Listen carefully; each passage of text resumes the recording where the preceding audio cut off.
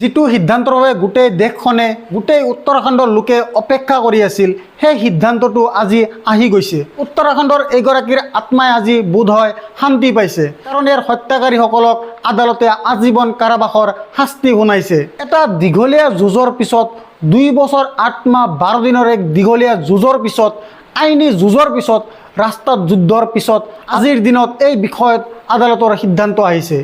ইয়াৰ মাজত VIP জড়িত হৈ আছে। বহুতবাৰ ইয়াৰ ওপৰত অভিযোগ আহিছিল, বহুতো বিবৃতি সন্মুখত আহিছিল আৰু অভিযোগ কৰা হৈছিল। ইয়াৰ উপৰিও ছিষ্টেমৰ অৱহেলা, তদন্ত দলৰ আৰু আৰক্ষী বাহিনীৰ উদাসীনতা ধাৰাবাহিকভাৱে দেখা গৈছিল। ইয়াত একো লুকাই থকা নাই। কিন্তু এই সকলোবোৰৰ পিছত প্ৰায় 3 বছৰৰ পিছত জিলা ন্যায়াধীশ ৰীনা নেগীয়ে এই 3জনক আজীৱন কাৰাদণ্ড বিহিছে আৰু 50,000 টকাৰ জৰিমনা ঘোষণা কৰিছে। কিন্তু এই শাস্তিৰ পিছতো বহুতো প্ৰশ্ন উত্থাপন হৈছে, যাৰ উত্তৰ এতিয়ালৈকে পোৱা নাই। এনেকুৱা বহুতো চিন্তা আছে আৰু ইয়াৰ সমাধান হোৱা নাই। পৰ্দাৰ আঁৰত বহুতো গোপন কথা আছে যিবোৰ এতিয়াও বাহিৰলৈ অহা নাই। 19 বছৰীয়া অংকিতা ভাণ্ডাৰীক যিবিলাকে লক্ষ্য কৰি লৈছিল, যিবিলাকে তেওঁক হত্যা কৰিছিল, তেওঁলোকক শাস্তি দিয়া হৈছে যদিও এতিয়াও সকলোৰে মনত প্ৰশ্ন উঠি আছে। তদন্তৰ বিষয়ে আগলৈ আইনী প্ৰক্ৰিয়া আৰু আদালতৰ যুঁজ কেনেদৰে আগবাঢ়িব, এই সকলোবোৰৰ সন্দৰ্ভত বহু প্ৰশ্ন উঠিছে।